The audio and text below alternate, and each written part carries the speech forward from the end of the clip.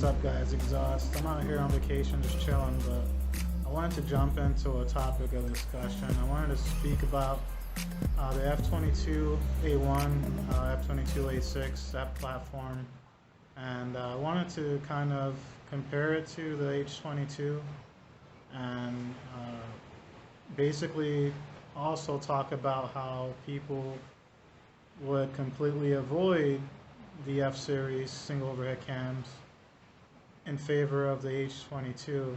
After going through my swaps, I kind of look back and I see that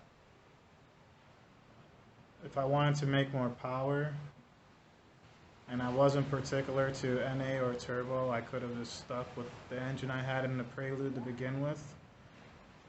But just like everyone else, I had the notion, or I had the, or I should say I wanted to jump into a VTEC engine, and H22s at the time were, I mean, they still are very competent engines.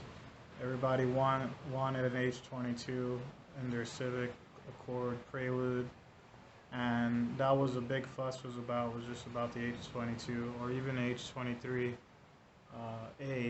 or even the F20B. So the F22A1 is a single overhead cam. It's low compression. I believe it's 9-to-1 compression.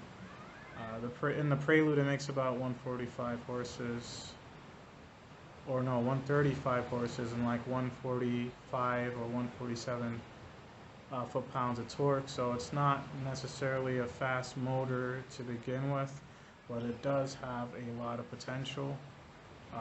Very accessible if you want a turbo. If you want to turbo that engine, it'll make decent power the way it is without having to take it apart and rebuild it.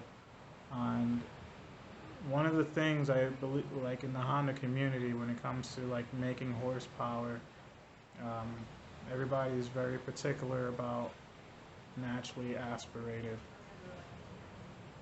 Like for your engine to make power, it has to be naturally aspirated. So I feel like everyone kind of flocks to certain engines that make more power naturally aspirated, and they'll even go a step further and turbo those engines that make more power naturally aspirated. But we all know that the H series has a, I won't say a big downfall, but it does have a compromise with the FRM sleeves. So the F series, F22A1 does not have FRM sleeves. It has a normal iron block, normal iron sleeves, and they do take boost very well. There's a couple, if I can find a couple pictures there, I'll post some couple builds there. You see guys will easily hit over 300 to the wheels. I mean, turbo has to be your thing also. I understand not everybody likes a turbo, but I believe the F22A1 is a very good platform. Very easy to make power if you want to boost. And let's say that your Prelude, you have a 4th generation S model Prelude, you already have an F22 in there, and let's say that you posted on the forums that you wanted to make power, everyone would tell you, why don't you just swap the engine out and put an H22 or an F20B or an H23, when you can easily, that same price that you spend on that engine, I'm not sure what the market value is today. I'm going to say probably around $1,600 for an engine. I'm not sure what they cost to import, but most people are going to try to sell a good running engine for around that price. You can build a turbo for around that price, $1,600, $2,000.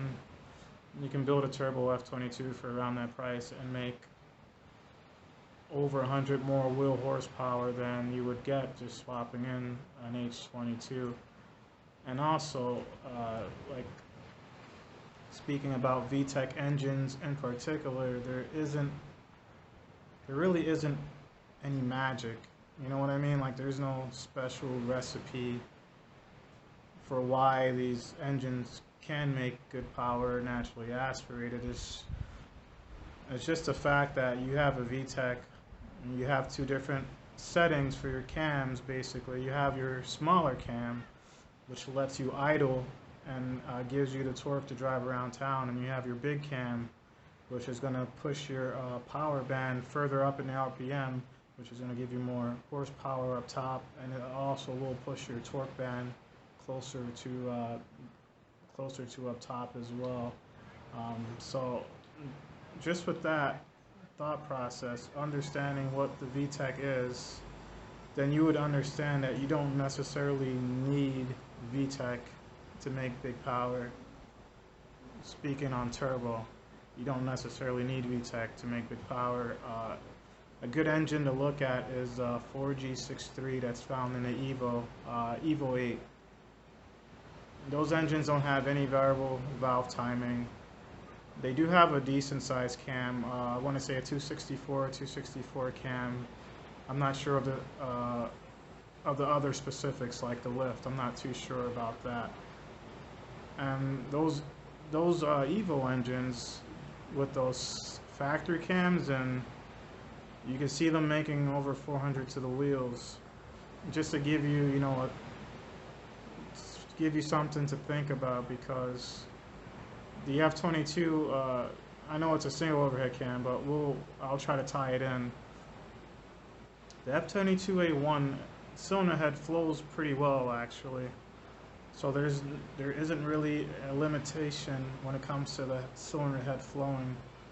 The F22a1, the intake design, the runners are a little bit longer. The plenum, you can't really do too much to the plenum. I mean, you can put a bigger throttle body on it, I should say, but you can't really do too much to the lower section of the intake manifold. But if you have an F22a6, that intake manifold is very similar to the H23a1 intake manifold, and the H23a1 intake manifold is very similar to the H22a1 and the A4s and the JDM-As as well. And if you know a little bit about the port jobs that we do on the H22a1s, you would know that there's big potential for a good flowing intake manifold. You don't need to go aftermarket. You can just you can gut and port an A6, F22A6 manifold for it to flow good.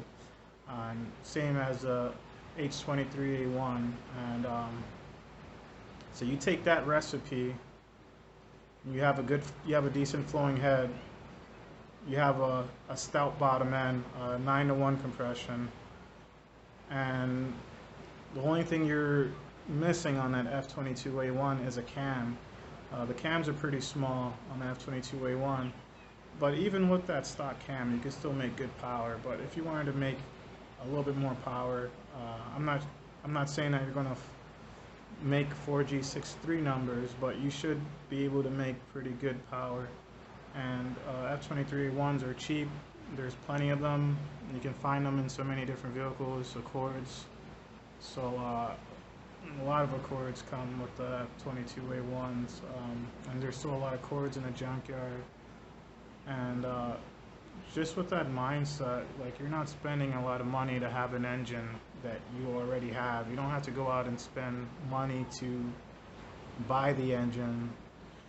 But I will say that it doesn't cost much money to drop the H22s into the Prelude platform. It may cost you a couple $100. It's not like dropping an H into a Civic. So I will say that if you can find an H for a good price, that's understandable. But if you wanted to just make big power for cheap, I believe the F22A1 is a great engine.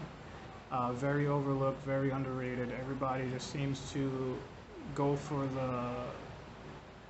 the engine that's just more popular. That's like the Honda community in general. They just go for the engine that's most popular. You see it, you've seen it with the H series, and now you're seeing it with the K20s. Whatever engine is more popular, people are flocking to that engine, even if that engine doesn't necessarily make much more power than the other, you know. So you can keep the F22A1 in single overhead cam form, or you can also swap an H23A1 head on it, and that to me is more closer to like a 4G64, or sorry, a 4G63. You have your double overhead cam engine that's not variable valve timing. You have iron cylinder block. The H23A1 does have better cams than the F22A1, so you're already off to a good start if you decided to boost. Now,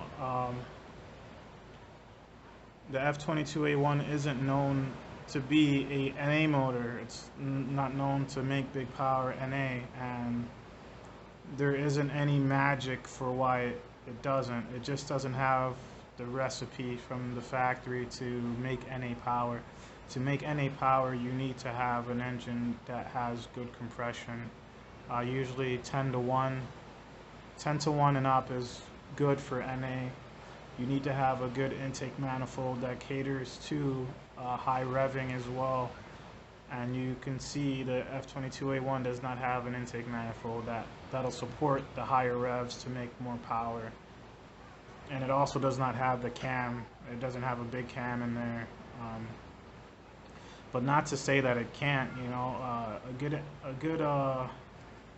a good motor to look at is the Quad 4 motor, because the Quad 4, from what I know, it does not have variable valve timing. It was a 2.3 motor that was found in the Beretta. It was found in some other vehicles as well, but it wasn't the Beretta's platform.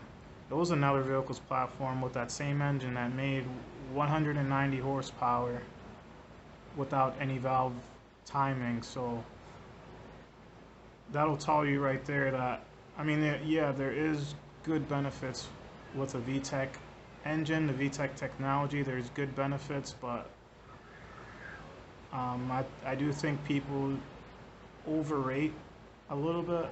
I mean, I love VTEC. I went through that same course of swapping in an F23A1, then swapping in a F20B. So like, I'm on that VTEC train, and I do love the VTEC, but I mean, it is a little bit overrated. Like, most people aren't really using the full potential of the VTEC motor.